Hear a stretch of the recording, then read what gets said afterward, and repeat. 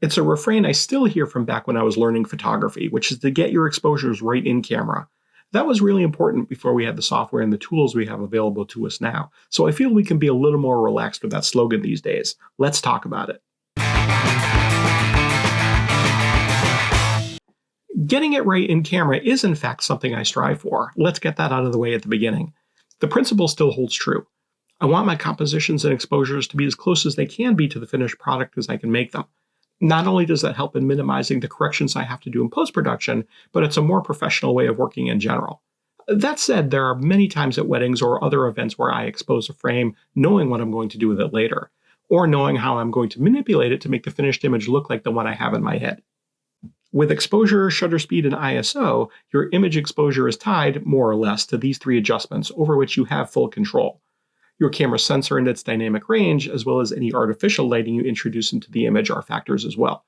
The ability of your particular camera to capture detail in the highlights and the shadows simultaneously can go a long way toward both getting it right in camera and giving you the image data you can use to later manipulate the image.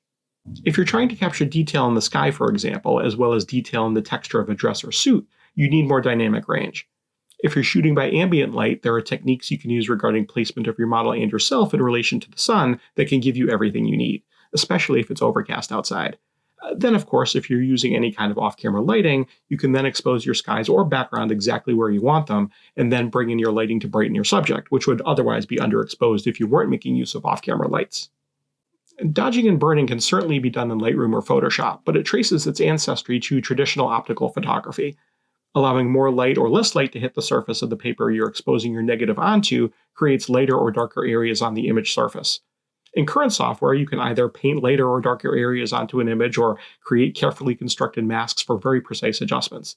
And the ability to do so is getting easier with seemingly every version of Lightroom that comes out. Given how easy it is now comparative to the tools we had available to us just a year or two ago, we can, in the moment we're taking a photograph, either split the difference in exposure between a brighter part of the image like the sky and your subject, being careful not to blow out the highlights or crush the shadows, because our raw files contain more than enough data to recover what we need to finalize an image. I think it's important to note that there can be diminishing returns from these adjustments. The more you increase or decrease exposure in post-production, you run the risk of introducing noise into or otherwise degrading those parts of the image.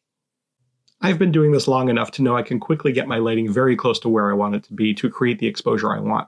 But I don't have to continually change my off-camera light settings a third of a stop at a time and keep taking test shots while everyone is standing around waiting for me.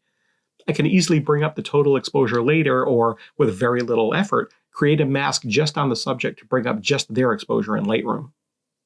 Post-production is part of the creative process.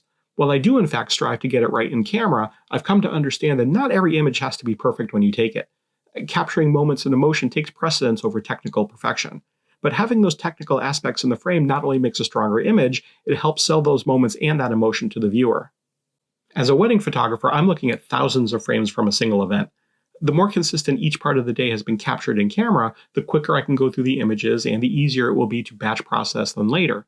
In an attempt to minimize how much time I'm spending in post-production and still have the images look the way I want them to, I've spent years experimenting with outsourcing my post-production and having others do it before throwing up my hands and saying, fine, I'll do it myself. With the new AI tools at our disposal, I found my post-production to be faster and more precise than ever. Getting it right in camera meant the effort I would take in post-production was minimized, which is certainly a great goal, but it's almost trivial now to mask a person or object to manipulate just that part of the image. So the time we would have spent to manipulate and correct has been decreased to a remarkable degree. Plus, getting it right in camera means an opportunity to hone your creative and technical skills, which only benefits you in the long run. Attention to detail, accuracy, and professionalism will serve you well in your art, your career, and working with your clients. Thank you for watching. I appreciate your taking the time to listen. If you like what you heard in this video, please like and subscribe. What's your opinion on the balance between getting everything right in camera and working up an image in post-production? Let me know in the comments below. If you'd like to see more videos like this and hear more stories, check out this other one I made for you. This is Ask a Wedding Photographer. I'm Seth Kaye, and I'm here to help.